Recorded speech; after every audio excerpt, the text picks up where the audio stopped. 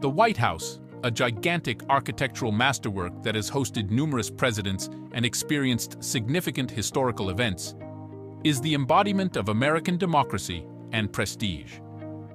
While its stunning architecture and historical importance are widely recognized, the important contribution of African American labor and workmanship in its creation is frequently overlooked. First Lady Michelle Obama was questioned on her statement when she referred to slaves' contribution to building the White House in her speech at the Democratic National Convention in July 2016. However, what the First Lady mentioned was completely correct.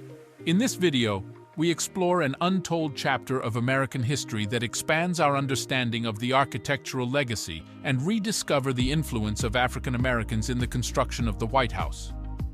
The battle to establish government institutions and create its own culture began shortly after the United States achieved independence. Blacks played a significant role in gaining freedom for the United States. However, state building became a major task following independence. Everyone believed that just black people were capable of doing it. Because slavery was prevalent at the time, black slaves were picked for building the state building. During George Washington's reign, instead of letting blacks build the state, they were compelled to build government structures as a workforce without having a say in state-related matters. D.C. commissioners were given authority to construct buildings in Washington, D.C. The construction of the White House commenced and concluded between 1792 and 1800. Slavery was legal in the United States at the time of the White House's construction. Therefore, it was normal for rich white families to own enslaved individuals as their source of cheap labor. The United States government was no exception, and both George Washington and his deputy, John Adams, held slaves who were employed to build the White House. In the beginning, the D.C. commissioners attempted to import workers from Europe to satisfy their employment needs, but this plan collapsed.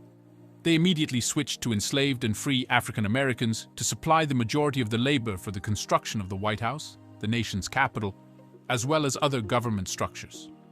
The only people to play an important role in the construction of the White House and other federal buildings are the free and enslaved blacks, and a few whites.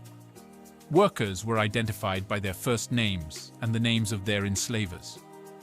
The National Archives possessed data suggesting that enslaved workers were paid slave wages that ranged from 10 cents to $1. This implies that an enslaved worker received only 10 cents for each dollar earned by a free worker.